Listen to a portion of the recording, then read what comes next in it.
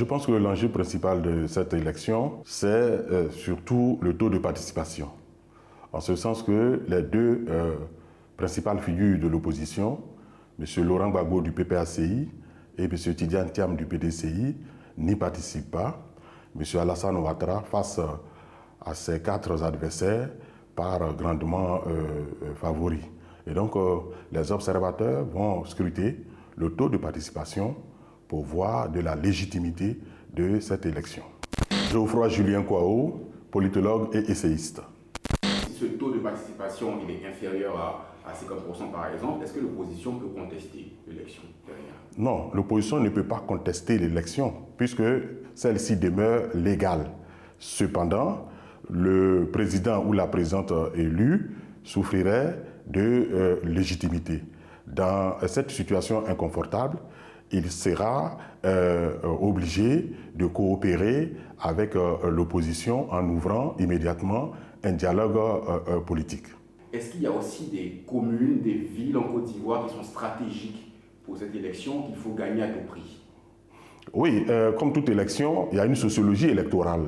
Et au niveau de la Côte d'Ivoire, Abidjan concentre la majorité des électeurs. Donc celui qui gagne la capitale économique est sûr de gagner les élections. Et puis, entre autres, il y a d'autres grandes villes comme Bouaké, comme Mans, comme Daloa, qui concentrent un fort taux d'électeurs. Et donc, il faut voir surtout la population électorale au niveau des villes, principalement de la ville d'Abidjan. Et ce qui fait que le président sortant part favori parce qu'il est très populaire dans le milieu urbain. Pourquoi est-ce que tous les candidats sont allés chercher la jeunesse? On a beaucoup entendu parler du vote des jeunes pendant cette campagne électorale. Pourquoi est-ce qu'ils comptent tant ce vote des jeunes pour eux? Oui, mais parce que c'est la majorité démographique. Nous avons 8 millions d'électeurs, plus de la moitié est jeune. Et donc, les candidats ont raison d'aller vers cette jeunesse.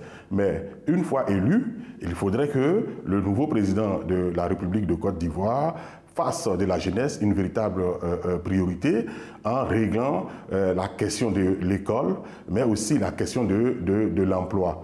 Nous avons près de 8 millions d'élèves et d'étudiants en Côte d'Ivoire, des milliers de diplômés qui sortent par an, mais il y a un problème au niveau de l'offre d'emploi, d'où le taux de chômage élevé au niveau des jeunes. Donc il faudrait que cette question soit une véritable priorité pour le nouveau président ou la nouvelle présidente de la République.